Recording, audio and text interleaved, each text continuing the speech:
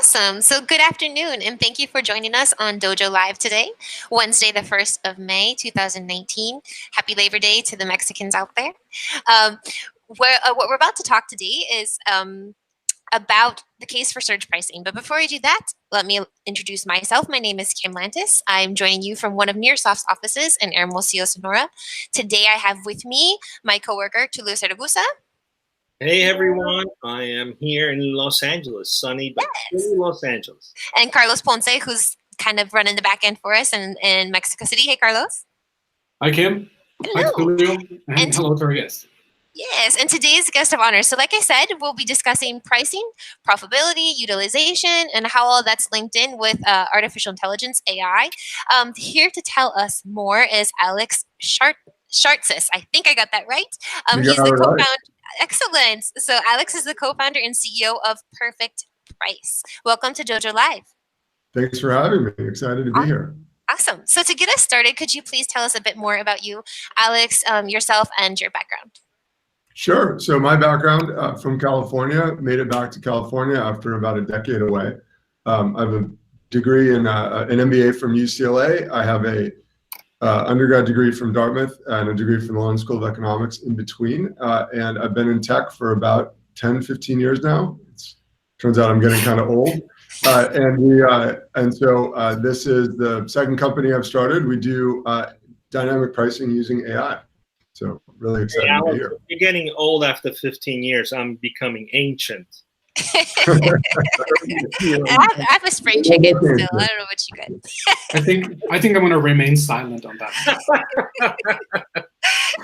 So now that we've all established how young we are, why don't you tell us a bit more about Perfect Price? So what exactly is your product, and what problems are you solving? What's the need out there? So a good question. So we solve a really simple problem, which is setting prices for large organizations. So I think price is something that people take for granted, and it actually turns out to be really complicated. So that's where we fit in. So we help companies leverage their data and make really good decisions around how they price their products and services. Oh, like that is really interesting. Like, if you don't mind, before we get more into the specifics of surge pricing, what is some of the data points that have to be taken into consideration? So it's interesting. There's a ton of data that you can take into consideration. It really depends on the business. So we work with companies that do all sorts of things, everything from car rentals to automotive repair to airlines, hotels. I mean, it's sort of across the map, even gas stations. And so every business has different data that it needs to take into account. But what we find is that the most basic data, like what your customers are actually doing, frequently just gets left on the floor. Like a lot of the people don't, they have an idea. Think about if you worked at a company for a long time, you would kind of know that people are more likely to buy from you on a Monday, or they spend a little bit more on Saturdays, right? But that might not actually be reflected in how the company does business. And that's what our software does. It enables people to take advantage of that data that they already have a lot of the times and make better decisions. Nice, and I imagine it also helps reveal things that they probably hadn't even thought of before, and then take advantage of those things.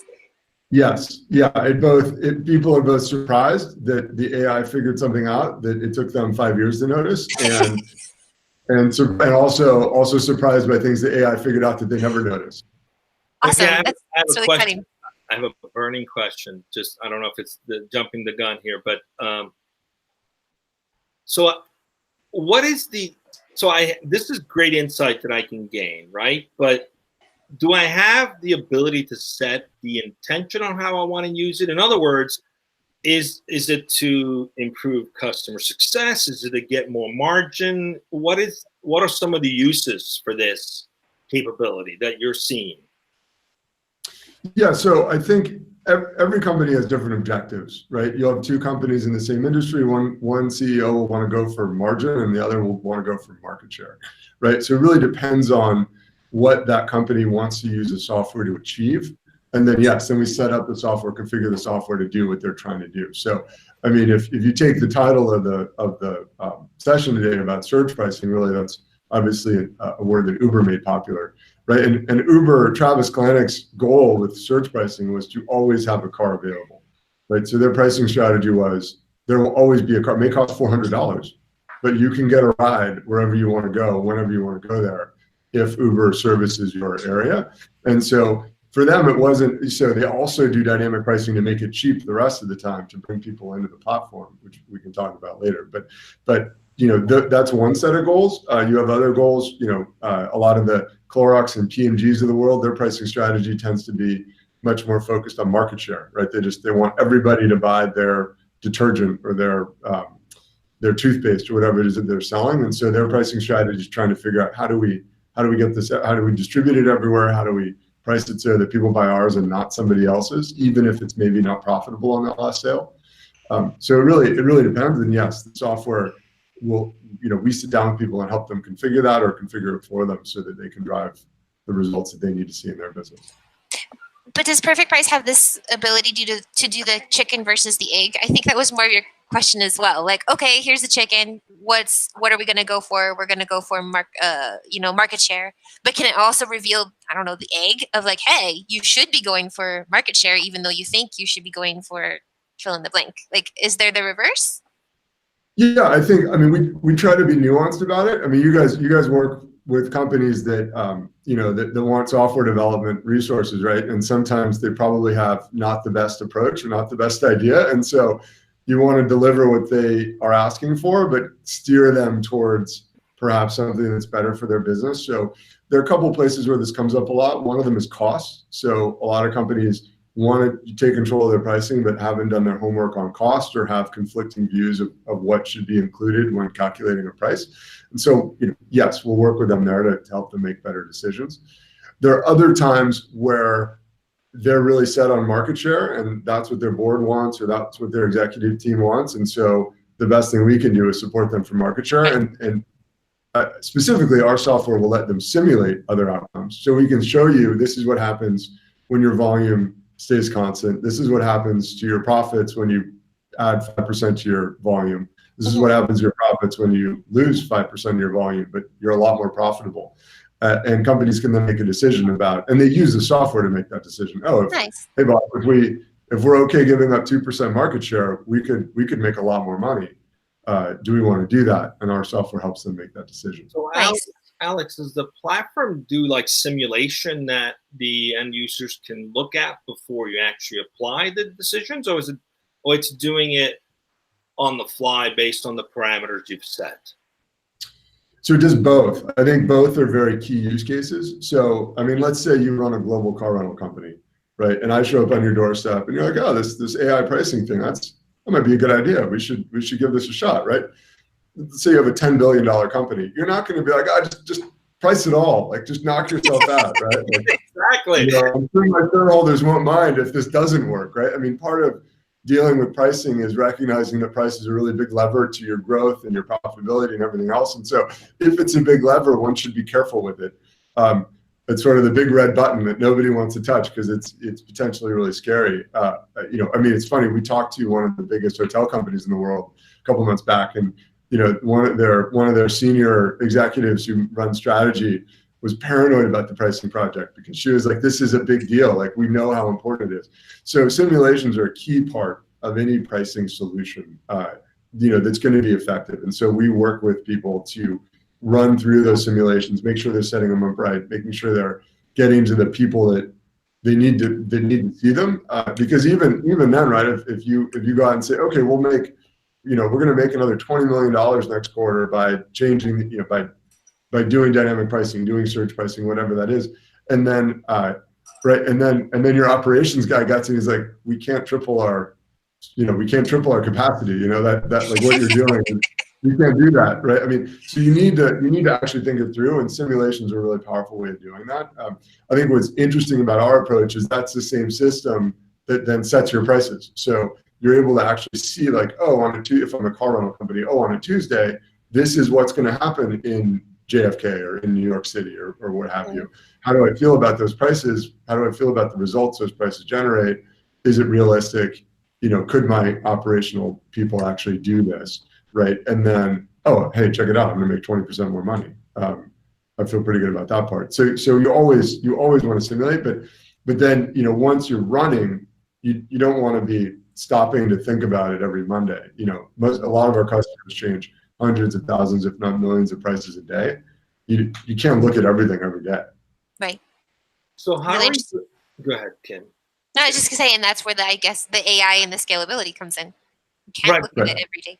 But I'm curious though, like I remember, for example, when SAP first came out many moons ago, like 70% of those implementations failed, right? Because the promise was, hey, just put the software in place and it'll work. But what they realized was they needed to customize and work with subject matter experts who actually understood the business requirements before applying some of the technology and software. That's obviously changed and evolved, and they're one of the best software companies in the world today. But my question is, in order for you to effectively do what you're saying, whether you're setting up simulations for different verticals or marketplaces, are you also providing subject matter experts? How are you going about that hurdle of understanding what's needed? Yeah, understanding what's needed is critical. I think, so yes, the short answer is we have subject matter experts in-house. Frequently, if you're a $40 billion company, this is part of a transformation. So you'll have a team of in-house consultants or subject matter experts that'll partner with us. I mean, we've had companies actually fly them to our offices and sit down, or we'll go to their office, or both. So that happens for the larger customers.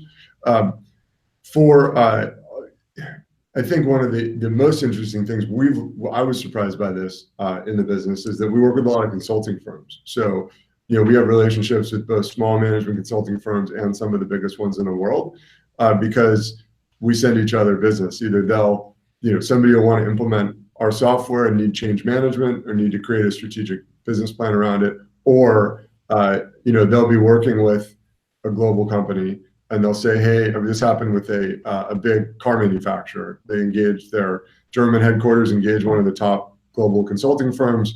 They said, you guys need to do dynamic pricing. You need to use AI, and they called us. And so that, I mean, it happens both ways, but yes, having that subject matter expertise is really important.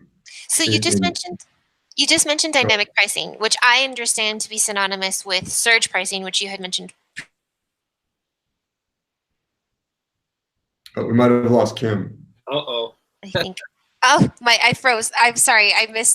Did I miss something? I'm back. You froze for about whatever you said. Yeah, you said dynamic pricing and surge pricing, and then you froze. So I don't know I'm what sorry. the question I'm back now. Woo. So you just mentioned dynamic pricing, and previously you had mentioned surge pricing. It's my understanding. Those two things are synonymous.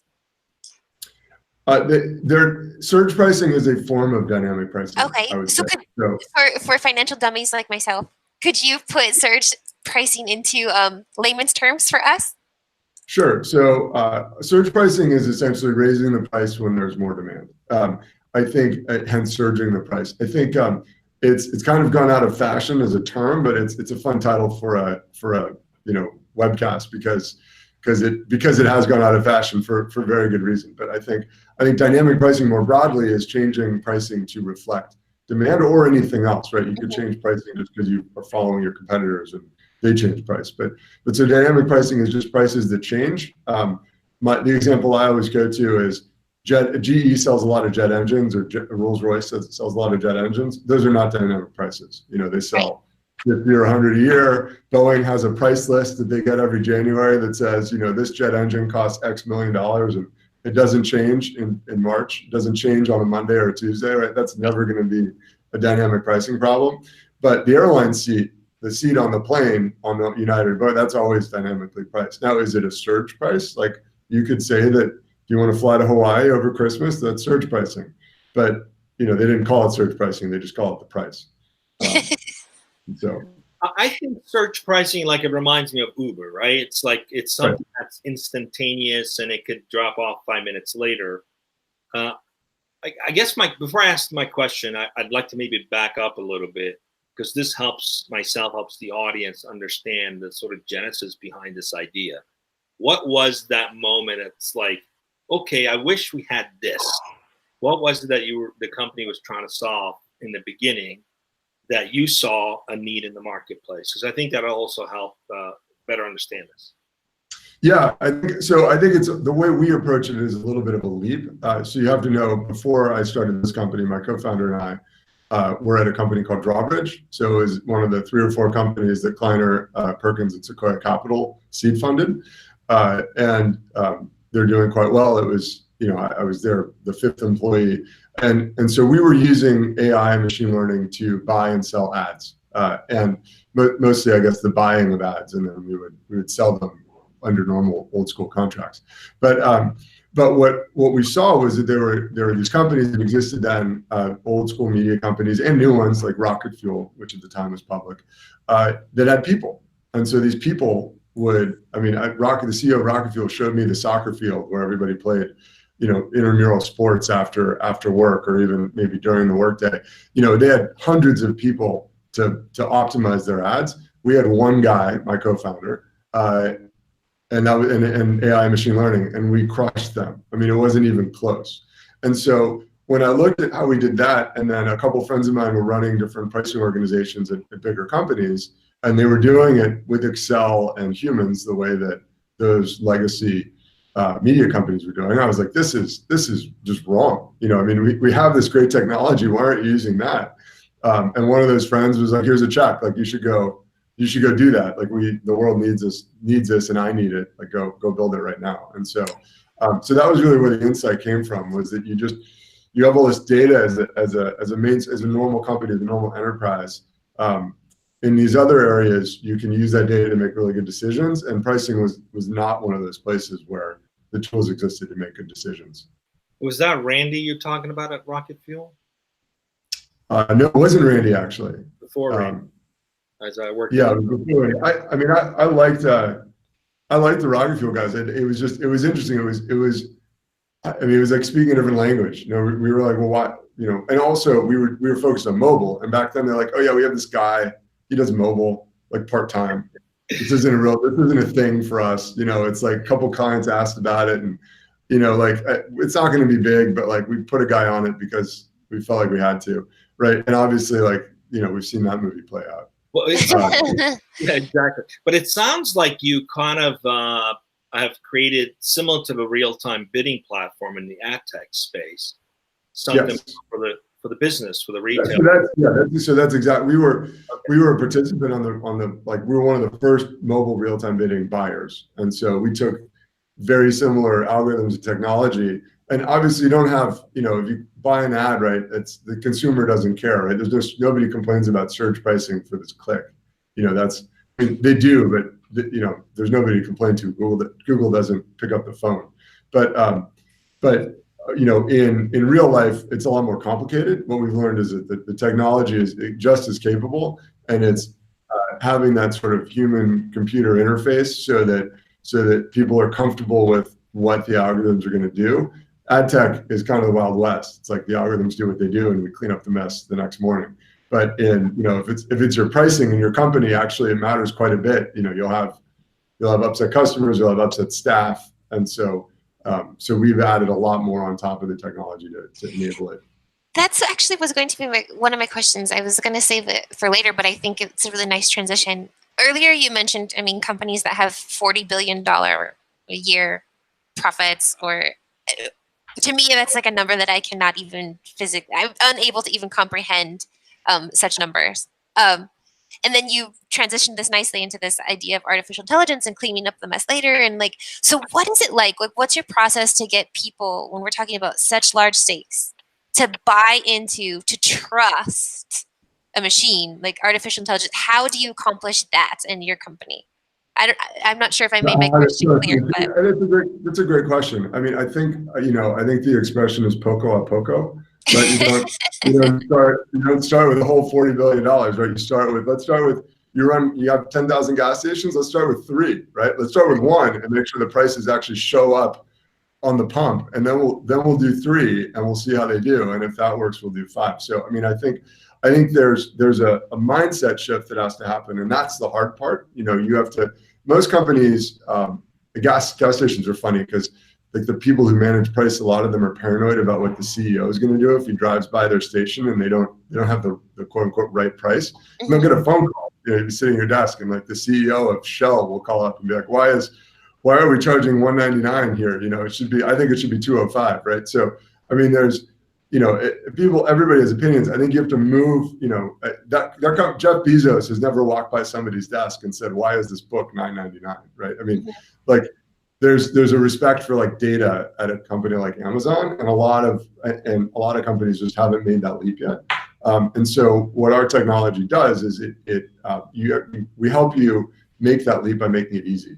And so I think once you've said, okay, we're going to turn some of this over to the AI and see how it does. If you can't make that leap, we're not working with you. If you can have that kind of trust in the system, then there's a very, very straightforward, well-tested and proven process for proving that it works. So that you're never like, let's just hold my beer. Let's do this. Right? It's all 40 billion. You say you can make us 10% more profit, like show me. Let's show you, but on three stations or 3 locations or a small line of business, right? Let's not do something that doesn't have the ROI over the long term, but like let's start small, prove it out, and then.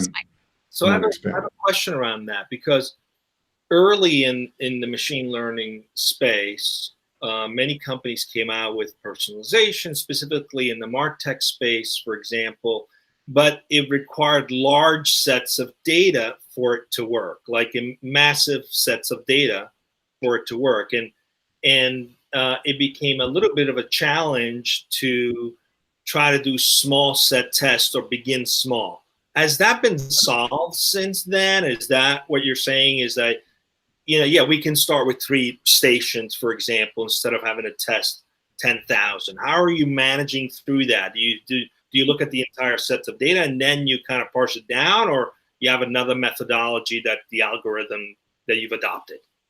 Yeah, so there are two aspects to that. One is the technology and being accurate on small data sets. So my co-founder did a lot of his work on the Microsoft search bar on Twitter, and I know we're on Twitter now. People don't click on Twitter. You don't click, and that's how you train search algorithms, is the clicks. So no clicks, it makes it very difficult. So our technology was built for very low data volumes. So like it's the same, like your toolbar at Microsoft, like it takes the Microsoft search result and then it modifies it based on your browsing history and the stuff it knows about you. And so that's always a much thinner data set than how many people clicked on the Apple site or something like that, right? What have you done on the Apple site? Well, a couple things, right?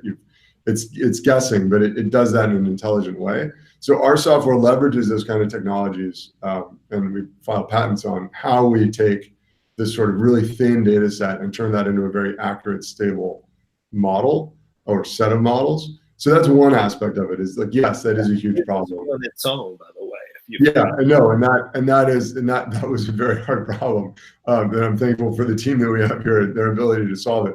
I think the other side of it is you can start with your pricing on 3 stations, but have trained it on 5 or 10,000, right? You don't need where you implement it does not need to be the same as what you're analyzing. And so what we find is that most of our customers, their first step is just they do the simulations and they want to just sort of touch and feel the data. They want to like what the prices would be. They want to put those. They have a pricing team in the pricing team's hand, so they can have opinions about it. And usually, what happens is they complain. They're like, "Oh, well, this Memorial Day pricing just looks a little bit." It's like, okay, what about everything else? Like the rest of it's fine. It's just really this Tuesday is a problem, and 98% of it's fine, and that gets them comfortable with it. And then you say, okay, now even though you're comfortable with it everywhere, we're going to focus on these 3, locations, and then 10, and then 15, and roll it out globally. A big difference too with the technology is that the old way of doing it was very batch process. So you would do the analysis on the 3 locations, and then you have to redo it on the next 3. Whereas with AI, once you get it right, you don't have to redo it. You did it once, it works everywhere or almost everywhere. And so you can roll out much more quickly. But so we separate the data analysis part of it from the testing going live part of it, because they don't have to be the same. Hey, quick interruption. Anybody watching want to submit a question on Twitter? It's at dojolive. Or if you're watching on LinkedIn, please submit a question. Carlos checking and monitoring. And Carlos, if we do have some audience questions, please jump in, interrupt us, and let's get those answered. Speaking of what you just mentioned, so are you doing like dynamic trees in terms of how you're decisioning, or so it's continuously adapting and changing based on outcomes, or is it done there's a study, it's done, it's implemented, and then there's a change that's looked at before if someone says, I want continuous dynamic pricing, search pricing, is it automatic or there's still manual intervention? Yeah, so it depends on the customer. Both are possible. So if we work with companies that sell cars, right, like an actual car you would go to a dealership and buy, and those companies you don't want to change the price of a car 3 times a day, right? Like while you're walking around the lot, suddenly the car got more or less expensive. Like that would probably just be weird. It might get you to buy it, but it would probably just be weird, right? Whereas a rental car price will change every 15 minutes. Amazon changes prices every 10 minutes or 5 minutes, right? So it depends on the context. If you're changing price every 10 minutes, you cannot possibly look at that price, right? If it's any significant number of things you're pricing. Whereas if you change price once a week, you can put a human in that process, and it doesn't really slow you down. Eventually, you'll probably decide not to, but if that makes a customer comfortable, fine. Have a human review it and push the button. So it depends on the use case. If we take the title of search pricing, like you can open the Uber or Lyft app and you can see the price change in front of you. A human is not reviewing every time. Right. Alex bought a different price in his Lyft ride. That's algorithms, and it has to be. Our general approach is whatever that time period is, a week, a day, it depends on the data, an hour or 15 minutes. We can retrain, the model can retrain itself and learn from the new data, which is really effective in fast-moving industries like the Lyft Uber use case. That's where a lot changes in 5 minutes, and drivers come on the platform, drivers go off the platform, cars move around, passengers come on and off the platform, and because so much changes, it makes sense to have a new opinion, have the AI have a new opinion of the world as it is. How many cars is Chevy going to sell this 5 minutes in West LA? Not enough to change what it thinks the price of a Chevy Tahoe should be, right? But maybe this week it will, right? Maybe 3 days from now it'll have a different opinion.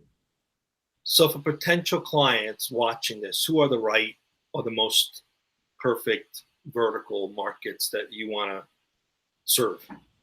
Yeah, so we focus a lot on transportation. I guess there are 2 dimensions. One is you have to have a large business because you need a lot of data, and you need to be able to invest in dynamic pricing. So conversely, if you have a small business, if you own 1 gas station, you just stand on that corner, right, and drive around and look what your competitors are doing and do just fine. Like AI is going to do better than that, but the ROI on a gas station is just not, 1 gas station is not there. To make the investment in integration and technology and the rest of it. So for us, it's really large companies with complex data, generally speaking in the transportation space or an adjacent space where there's, like hotels, airlines, things where you have high fixed costs, and lots of data, right? Lots of transactions. It's funny. I had this great conversation with the guy who does pricing and the CEO of Ring, the doorbell company, a few years ago. They're coming out with a new version, and it was. People call me just through my network to ask pricing questions, and I was like, you put it in Home Depot, man. Like there's no dynamic pricing when you deal with Home Depot. You get 1 price, so you got it. There's strategic decisions to make about that price, right? But if you have 1 product, you don't need software. It's not that complicated. Right. Okay, so we're kind of coming up on time. This always happens when you're starting to have fun. You're coming up on time, right? It's not kind of. We have. It used to be you could do an hour-long interview, but now, if you haven't noticed, even at conferences, workshop, nothing lasts more than 30 minutes because the attention span isn't there. So let's enjoy 30 minutes because I'm sure that's going to get down to 15 in the next few years. But anyway, speaking of timing and lessons learned, what are some of the things that you'd like to share? Anyone who's sort of contemplating this journey of doing a startup and building a business, words of wisdom that you'd like to share with them, things that you've learned that through this journey, we'd love to hear them. Sure. I guess wisdom, the couple of things that having done this several times as an employee and as a founder, to me, the most important thing is work with great people, both great people from a professional standpoint, but also great people that are really good at what, they're both really good at what they do, and they're people that you enjoy spending time with, and that have things in common. I think for us at Perfect Price, we really focus on finding people that are good at what they do and also really like learning. We're an AI company. It's all about machine learning, but it's also about people learning, and it's fun. You get to learn about new industries, new companies, new businesses, new ways of doing things, and then always raise more money than you think you need. That's a common thread. Well, I appreciate you taking the time with us. It's been fun. Love to continue to stay in touch and see how things progress for you. Kim, if you want to close us out. Yeah. No, I think you did really well. Thank you for your words of wisdom. Once again, everyone, this is Alex Shartsis, co-founder and CEO of Perfect Price. Thank you for your time today, Alex. I'm stepping in real quick before we go, and I know the scenes. But before we don't, let's not forget what we have for next week. Actually, I just wanted to mention that real quick. And for that is we are going to be speaking with Uttal Kaul, the new product incubation from new product incubation at Carlson Bag and Lids. So that's travel tech, ladies and gentlemen. So keep an eye for that. Wednesday, 1 p.m. Pacific. Uttal Kaul from Carlson Bag and Lids. Anyone who's in the startup space that's thinking about a startup in the travel tech space, they should tune into that show. I've met Uttal in Miami. They're doing some interesting things, and I think we're going to have our head of R&D joining us on that call as well, on that interview as well. So I'm excited for that interview next week. Very good. Well, that's it for me. Thank you, guys. Thank you for your time today, Alex, and have a great rest of the day, everyone. Thanks, everyone. Bye, everyone.